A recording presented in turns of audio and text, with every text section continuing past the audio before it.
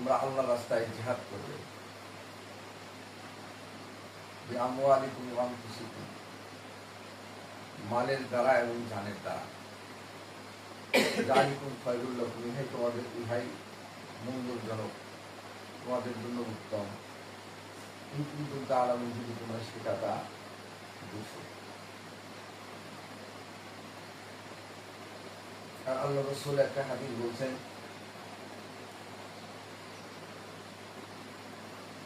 তোমার ইমানকে খাঁটি করো। মানুষের ইমান যদি খাঁটি হয়, খাঁটি ইমান যদি হয়, অল্প আমলি নাজাতের জন্য যথেষ্ট। একজন লোকের ইমানের পরিপূর্ণতা নাই, কিন্তু সেই লোকটা অনেক ইবাদত করে, রোজা রাখে, হজ করে, যাকাত দেয়, কিন্তু তার ইমানের ভিতরে কি আছে? গলত আছে, দুর্বলতা আছে। আমল তার নাজাতের জন্য যথেষ্ট করে। আর যেই লোকটার ইমান খাঁটি আছে, পাকা আছে, এই লোকটা অল্প আমল করলে আল্লাহ তাআলা তার নাজাতের প্রতিশ্রুতি দিচ্ছে।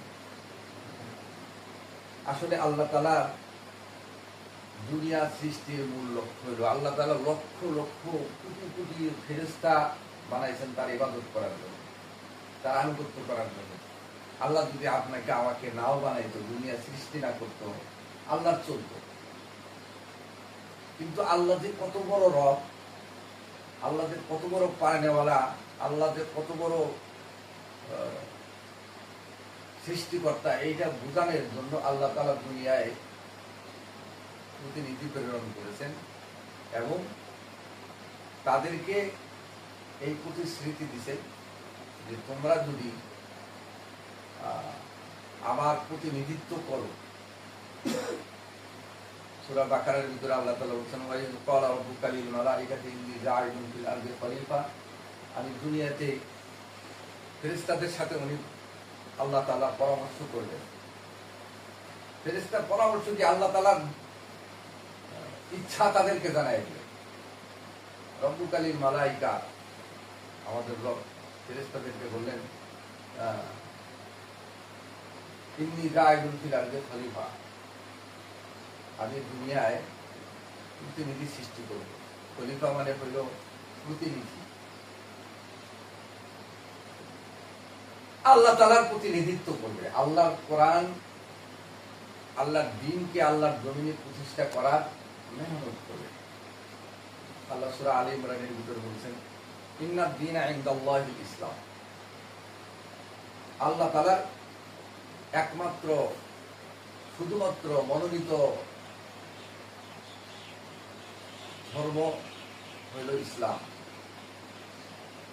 এজন্য আল্লাহ তাআলা রাসূল পাঠাইছেন।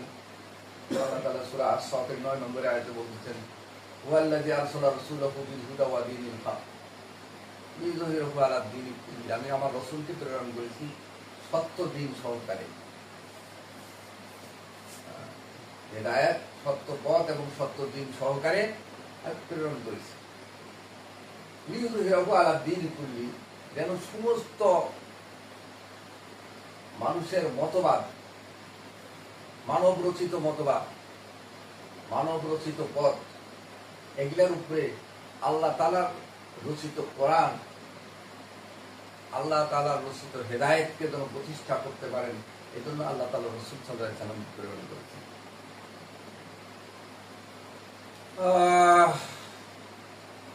চাই এইটা কাফেরদের কাছে ভালো লাগুক আর চাই ভালো না লাগুক, এতে আল্লাহ তাআলা কিছু দায় আর আসে না।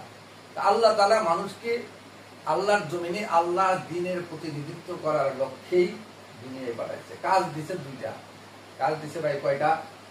দুইটা। কুনতুম খায়রা উম্মাতিন উখরিজাত লিন-নাস তা'মুরুনা বিল মা'রুফ ওয়া তানহাউনা 'আনিল মুনকার। এরা আল্লাহর জমিনে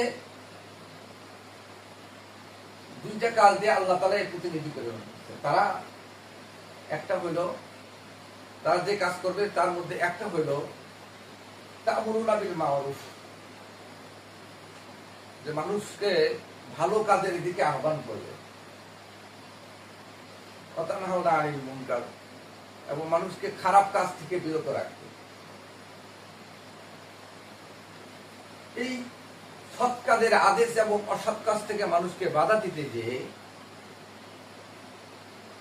এখানে মালের দরকার আছে, জানও ব্যয় করার প্রয়োজন আছে। এই জন্য আল্লাহ তাআলা বলছেন ইয়া আইয়ুহাল্লাযীনা আমানু আলা আদুল্লুকুম আলা তিজারা তুনজিকুম মিন আযাবিন আলীম। আমি তোমাদেরকে কি এমন একটা ব্যবসা শিক্ষা দেব না যে ব্যবসা তোমাদেরকে যন্ত্রণাদায়ক শাস্তি থেকে পরিত্রাণ করে। মানুষের জীবনের, মুসলমানের জীবনের একমাত্র লক্ষ্য হল মৃত্যুর পরবর্তী জীবনের সুখ শান্তি। কি বলেন? আল্লাহ তাআলা সূরা মুলুকের ভিতরে বলছেন আল্লাযী খালাকাল মাউতা ওয়াল হায়াতা লিয়াবলুয়াকুম আইয়ুকুম আহসানু আমালা। আল্লাহ মৃত্যু এবং জীবনকে সৃষ্টি করেছেন এই জন্য যে আমলের দিক থেকে কে কত অগ্রসর, কে কত সফল কাম, এটার পরীক্ষার জন্য। এই জন্য আল্লাহ দুনিয়া পাঠাইছে। আমরা দুনিয়া আল্লাহর আনুগত্য করবো, আমরা আল্লাহরই বান্দা। আমরা আমাদের ভিতরে তো বলি ইয়াকা না'বুদু ওয়া ইয়াকা নাস্তাঈন। প্রত্যেক নামাজে আমরা সূরা ফাতিহা না পড়লে নামাজ হবে। এখানে তো আমরা বলি, স্বীকার করি ইয়াকা না'বুদু ওয়া ইয়াকা নাস্তাঈন। হে আল্লাহ, আমরা আপনারই ইবাদত করি এবং আপনার কাছে সাহায্য চাই। তো লক্ষ্য হলো যে আমরা হইলাম খলিফা, খেলাফত প্রতিষ্ঠা করা আমাদের কাজ। কাজ হলো দুইটা, সৎ কাজের আদেশ দেওয়া, অসৎ কাজে বাধা প্রদান করা। আর এই দুইটা কাজ করতে যায়, দুইটা দায়িত্ব পালন করতে যায়, দুইটা জিনিস লাগবে। একটা হলো জান আর একটা হলো মাল। যারা এটা করবে, যারা বুঝবে তারাই এটা করবে। যারা এটা বিশ্বাস করে যে আমার মৃত্যুর পরে আবদুল আবাদ জিন্দেগি, সুখ আর শান্তির দরকার আছে, দুনিয়ার জীবনের অল্প হায়াতের অল্প দিনের সুখ শান্তির দরকার নাই, তারাই আখিরাতের লক্ষ্যে কাজ করবে।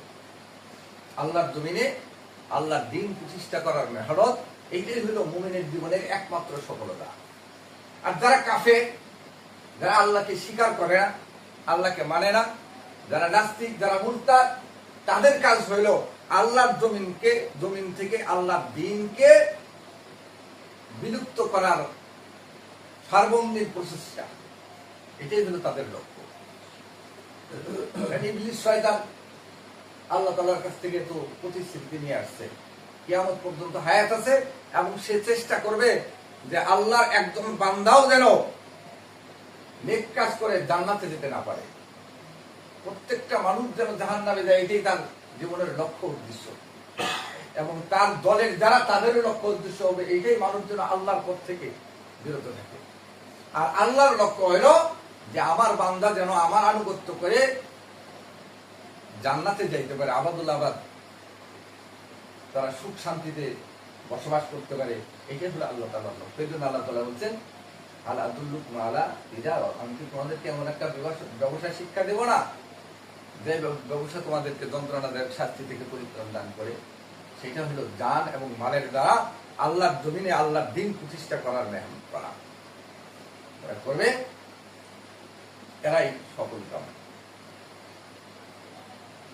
আর কাফেরেরা কি বলবে, কি করবে, তাদের কার্যক্রম কি, এটা আল্লাহ তাআলা বলে দিয়েছেন। ওয়াকাল আল্লাযীনা কাফারু লা তাসমাউ লিহাযাল কুরআনি ওয়ালগাউ ফীহি লাআল্লাকুম তাগলিবুন। তারা বলে যে এই মুহাম্মদের এই জাদুময় বক্তব্য, মনোমুগ্ধকর এই বক্তব্য, এটা যেন জনগণ শুনতে না পারে। আল্লাহর এই বাণী, কোরআনের আদেশ উপদেশ যেন এরা শুনতে না পারে, এই জন্য তাদেরকে গৌফ, তাদেরকে বাধা, ওয়াল সৃষ্টি করো, বাধা সৃষ্টি করো, যেন মুহাম্মদের বক্তব্যে কেউ যাইতে না পারে। কারণ যারাই যায় তারাই গালেব হয়ে যায়। এই জন্য তারা প্রচার করতে শুরু করলো যে মুহাম্মদের ওখানে যাওয়া যাবে না, কারণ মুহাম্মদ পাগল হয়ে গেছে, মুহাম্মদের জেন ধরছে, মুহাম্মদ জাদুকর, ওখানে গেলে এমন জাদু করবে তুমি জাদুর প্রভাবে তুমি হিতাহিত জ্ঞান হারায় ফেলবা, তুমি তার কাছ, তার আনুগত্য স্বীকার করে নেবা, তোমাদের পিতার বাপ দাদার এই স্বধর্ম ত্যাগ করে মুহাম্মদের জাদুতে আকৃষ্ট হয়ে যাওয়া। এগুলো বিভিন্ন ধরনের ভাবে মানুষকে বাধা দিতে। এই জন্য মুসলমানের কাজ হইল মুমিনের কাজ হলো ইমানের পথকে সুগম করা, ইমানের পথ কণ্টকাকীর্ণ পথ অতিক্রম করে জান্নাতের পথে পরিচালিত হওয়া, যত কষ্ট আসুক, যত বাধাই আসুক। এই লক্ষ্যে শহীদি কাফেলা বাংলাদেশ জামাতে ইসলাম 1941 সাল থেকে নির্লসভাবে চেষ্টা করতেছে মানুষ যেন সমস্ত উম্মতে মুহাম্মদী যেন সঠিক পথের দিশা পেয়ে জান্নাতের রাস্তায় হাঁটতে পারে। এই লক্ষ্যে সামাজিক কাজ থেকে শুরু করে রাষ্ট্র পর্যন্ত সকল প্রকারের ইসলামী কর্মসূচি, দ্বীনি কর্মসূচি বাংলাদেশ জামাত ইসলামী বাস্তবায়ন করার চেষ্টা করতেছে।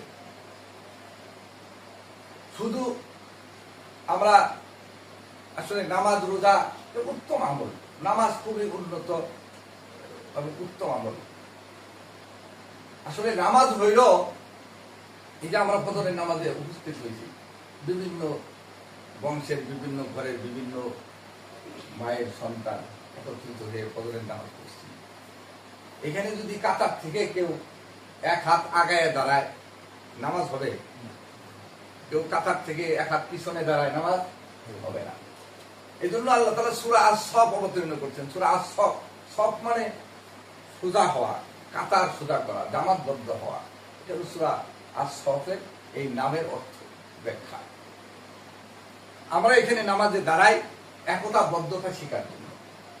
পারিবারিক জীবনে, ব্যবসায়িক জীবনে, কর্মজীবনে এক একজন এক এক কাজই করি, কিন্তু যেটাই করি আমরা যে মুসলিম, আমরা যে আল্লাহর বান্দা, আমরা যে সবাই ভাই ভাই, এইটার আমাদের ভিতরে কোনো বিভেদ নাই, বিভেদ থাকবে না, থাকতে পারে না, থাকা যাবে না। এইটা শিক্ষা দেওয়ার জন্য আমরা মসজিদে এক কাতারে এক জামাতে নামাজ পড়ি। এখানে ইমাম সাহেব আল্লাহু আকবার বলে আমরা আল্লাহু আকবার বলি। ইমাম সাহেব 2 সেজদা করে, আমরাও 2 সেজদা করি। ইমামের আনুগত্য মেনে নিই, কারণ ইমামের আনুগত্য মানার মাধ্যমে মানব জীবনের সফলতা। সুতরাং এখানে আমরা যেভাবে আনুগত্য করি, কোনো বিশৃঙ্খলা, চিল্লা হাল্লা কিছুই যেভাবে নাই, সেভাবে আমাদের এমন একজন সৎ, নিষ্ঠাবান, নির্ভীক নেতা আমাদের সমাজে প্রতিষ্ঠিত করতে হবে, যে নেতার আনুগত্য প্রত্যেক মুসলমান নির্দ্বিধায় মেনে নিতে পারে, তাকে আদর্শ হিসেবে গ্রহণ করতে পারে। এই জন্য বাংলাদেশ জামাত ইসলামী সৎ নেতৃত্বের মেহনত করতেছে, সমাজে যেন সৎ লোকের নেতৃত্ব প্রতিষ্ঠিত হয়। কারণ বংশ যত ভালোই হোক, মানুষটা যদি সৎ না হয়, ওর যত টাকাই থাক, ওর দ্বারা ভালো কাজ করা সম্ভব না। পাত্র যদি ভালো না হয়, আপনি গ্রামের ভিতরে যত ঘি ঢালেন, গ্রামের ভিতরে যদি কেরোসিন তেল থাকে, ওই ঘি খাওয়ার উপযুক্ত থাকবে না, ওই ঘি কেউ খাবে না।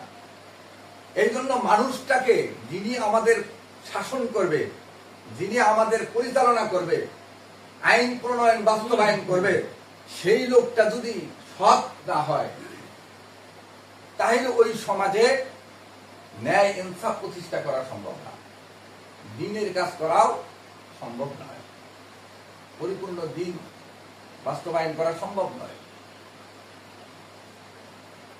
আর যদি লোকটা দ্বীনদার হয়, তাহলে সমাজে ন্যায় ইনসাফ প্রতিষ্ঠা করা সম্ভব।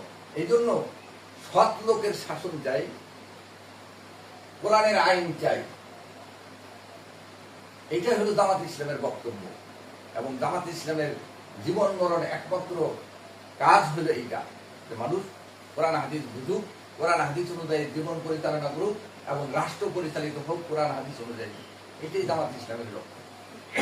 এই লক্ষ্য নিয়ে শহীদি কাফেলা বাংলাদেশ জামাত ইসলামী আপনাদের কাছে আসছে। আমরা দেখেন বিশাল এক সমুদ্র, বিশাল এক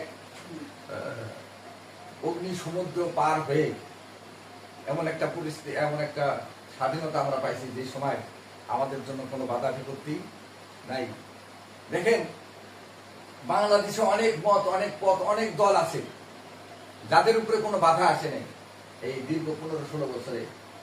কিন্তু বাংলাদেশ জামাতে ইসলামী সত্য পথের দিশারি হওয়ার কারণে, সত্য কথা বলার কারণে এই বাংলাদেশ জামাতে ইসলামীকে এই 15 বছর কোনো কথা বলতে দেওয়া হয়নি, কোনো মিটিং করতে দেওয়া হয়নি। তাদেরকে ফাঁসির কাস্টে ঝুলে নির্মমভাবে মিথ্যা মামলা দিয়ে শাহাদতের পেয়ালা পান করানো হয়েছে, তাদেরকে হত্যা করা হয়েছে, তাদেরকে পরিবার থেকে আলাদা করা হয়েছে, বিবিকে অ্যারেস্ট করা হয়েছে, সন্তানকে গুম করা হয়েছে। এইভাবে জামাতে ইসলামকে এক ঘরে করার জন্য, নিষ্পেষিত করার জন্য এমন কোন প্রচেষ্টা নাই যেটা তারা করে নাই। কারণ আল্লাহ তাআলা কোরআনের ভিতরে বলে দিয়েছেন, ওয়াকাল আল্লাযীনা কাফারু লা তাসমাউ লিহাযাল কুরআন, ওরা কোরআন তেলাওয়াত যেন করতে না পারে এই জন্য তোমরা কি করো, বাধা সৃষ্টি করো। এরা সেই দলের লোক। এরা কোন দলের লোক? এই জন্য ভাই, ফেরাউনের লক্ষ্য ছিল মূসাকে স্তব্ধ করা। দীর্ঘদিন চেষ্টা করতে করতে লাস্টে ফেরাউনের গোষ্ঠী সহ তাকে ধ্বংস করার লক্ষ্যে ওনাকে আক্রমণ করা হয়। ফেরাউন একবারে লোহিত সাগরের কিনারে নিয়ে যায়, চাপায় মুসা আলাইহিস সালামকে তার সদলবল সহ। কিন্তু আল্লাহ বলছেন যে লিউযহিরাহু আলা দীনি কুল্লি, আমি আমার দিনকে সকল, আমার মতবাদকে সকল মতবাদের উপরে প্রতিষ্ঠিত করব। সময় এসে গেছে, আল্লাহ তাআলা সেই মুহূর্তে ফেরাউনকে তার দলবল সহ, তার বাহিনী সহ ওই সমুদ্রের মধ্যে মাঝখানে চুবায়ে চুবায়ে মারছে। আর মুসা আলাইহিস সালামকে রাজত্ব দান করছেন, খেলাফত দান। আপনারা জানেন, এগুলো পুরাণ সবাই জানে। নমরুদ মুসলমানদেরকে সদল বলে ধ্বংস, ইব্রাহিম আলাইহিস সালামের সদল বলে তাকে ধ্বংস করার জন্য, এমনকি আল্লাহকে হত্যা করার লক্ষ্যে ময়দানে যে তীর নিক্ষেপ করলেন আল্লাহর দিকে, আকাশের দিকে। আল্লাহ জিবরাইলকে বলল, তোর তীরের মাথায় একটু রক্ত লাগাই দেবে, রক্ত লাগাই দিলেন। নমরুদ আত্মতৃপ্তিতে ভাবলো যে আল্লাহ মনে হয় মরে গেছে, ইব্রাহিমের আল্লাহ কি করছে, মরে গেছে। সে আত্মতৃপ্তির ঢিকুর তুলতেছিল আর বলতেছিল, ইব্রাহিম তোমার আল্লাহর বলে বাহিনী আসবে কই? আরে মেয়ে আসবে আসবে। বলতে বলতে বলতে পিছনের দিকে তাকাও, দেখে যে ঝাঁকে ঝাঁকে মশা আসতেছে। এই মশা যাকে কামড় দেয় সাথে সাথে সে নিপাত। একটা ল্যাংড়া মশা আপনারা জানেন, তার নাকের ভিতরে ঢুকে শেষ পর্যন্ত চাকরকে নির্ধারণ করে যে মাথায় জুতা মারবা। যারা সম্মানী লোকের সম্মান নষ্ট করার লক্ষ্যে মিথ্যাচার প্রচার করে, অন্যায় ভাবে অত্যাচার নিপীড়ন চালায়, তারা শেষ পর্যন্ত জুতার পিটনিতে লাঞ্ছিত হয়ে দুনিয়া থেকে আল্লাহ তাআলা তাদেরকে ক্ষমতা থেকে বিতাড়িত করে। এটার প্রমাণ, দোদুল্যমান প্রমাণ হলো নমরুদ। শেষ পর্যন্ত তার চাকরের ওই জুতার পিটনে তার মৃত্যু হয়, ল্যাংড়া মশা ফুরুত করে উড়ে যায়, ওর কিছুই হয় না। আর ইব্রাহিম আলাইহিস সালামের মতবাদ পৃথিবীতে প্রসারিত হতে থাকে। আপনারা জানেন, মুহাম্মদুর রাসূলুল্লাহ সাল্লাল্লাহু আলাইহি ওয়াসাল্লামকে ধ্বংস করার জন্য আবু জেহেল এমন কোন কাজ নাই যেটা তারা করেনি। আমরা হাদিস শরীফে একটা হেডলাইন করছি, একটা গল্পের আকারে, যে যার জন্য যে দর খুদে সেই দরে সে নিতে পড়ে। মুহাম্মদুর রাসূলকে হত্যা করার লক্ষ্যে আবু জেহেল চক্রান্ত করলো, মুহাম্মদ সাল্লাল্লাহু আলাইহি ওয়াসাল্লামকে দাওয়াত দিল, মুহাম্মদ আগামী দিন তুমি আমার বাড়িতে আসবা, তোমার আমার বাড়িতে দাওয়াত। আল্লাহ রাসূল তো খুশিতে বাগবাগ, কারণ আমি এই উদ্দেশ্যে তাকে দিনের দাওয়াত দিতে পারবো, লা ইলাহা ইল্লাল্লাহর দাওয়াত দিতে পারবো। তো ফেরাউন কি, আবু জেহেল কি করলেন, তার বাড়ির সামনে রাস্তায় বিশাল একটা কুয়া করলেন। হাদিসের ঘটনা, বুখারী শরীফের ঘটনা। এই কুয়ার ভিতরে বিশাল কুয়া করে উপর দিয়ে কৃত্রিম ঘাস, মাটি, হালকা মাটি দিয়ে কৃত্রিম ঘাস লাগাইছে, কিন্তু ওর উপরে কেউ পা রাখার সাথে সে গর্তে পড়ে যাবে। টের পাওয়া যাচ্ছে না যে এখানে কোনো গর্ত আছে। কয়েকদিন আগে থেকে এই পরিকল্পনা বাস্তবায়ন করে মোহাম্মদ সাল্লাল্লাহু আলাইহি সাল্লামকে দাওয়াত দিছে। মোহাম্মদ সাল্লাল্লাহু আলাইহি সাল্লাম আবু জেহেলের বাড়িতে যাচ্ছে, গর্তের মধ্যে পা দেয় দেয় অবস্থা, পা উঠাইছে। আল্লাহ জিবরাইলকে পাঠাইলেন, মোহাম্মদ সাল্লাল্লাহু আলাইহি সাল্লামকে বলো যে ওখানে গর্ত আছে, আর যেন পা না দেয়। আবু জেহেল ওই পারে স্বাগতম জানানোর জন্য দাঁড়ায় আছে। হযরতে মুহাম্মদুর রাসূলুল্লাহ সাল্লাল্লাহু আলাইহি সাল্লাম কেনার থেকে পা উঠায় ফেলেন জিবরাইলের কথা শুনে, আর গর্তে পা দিলেন না। আবু জেহেল তো রাগে ক্ষোভে দুঃখে ফেটে পড়া শুরু করলো এবং তাকে আক্রমণ করার জন্য আগে আসলেন, দৌড়ে মানে বেহুশ হয়ে আগে আসলেন। আর শেষ নাই, রাগে দুঃখে এসে ওর গর্তের ভিতরে নিজেই পড়ে গেলেন। আল্লাহ রাসূল তো পিছনে, ওই গর্তে সে নিজেই পড়ল। তো যার জন্য যে দর খুঁজে সেই দরে সে নিজেই পড়ে। এই জামাত ইসলামী, বাংলাদেশ জামাত ইসলামীকে অন্যায় ভাবে হত্যা করার জন্য আওয়ামী লীগ, এই কৃষিবাদী হাসিনা যে ট্রাইব্যুনাল তৈরি করছে, ইনশাআল্লাহ ওই ট্রাইব্যুনালেই, ওই আইনে, ওই বিচারে শেখ হাসিনার ফাঁসি হবে ইনশাআল্লাহ। বাংলার আপনারা দোয়া করেন, চেষ্টা করেন যেন আগামীতে ইনশাআল্লাহ বাংলাদেশ জামাত ইসলামী বাংলাদেশের পার্লামেন্টে আসতে পারে এবং ন্যায় ইনসাফ প্রতিষ্ঠা করতে পারে। এই লক্ষ্যে আমরা আপনাদেরকে দাওয়াত দিচ্ছি। আপনারা আমরা ওই ফরম নিয়ে আসছি, ফরম পূরণ করে বাংলাদেশ জামাত ইসলামীর সদস্য হবেন এবং বাংলাদেশ জামাত ইসলামীর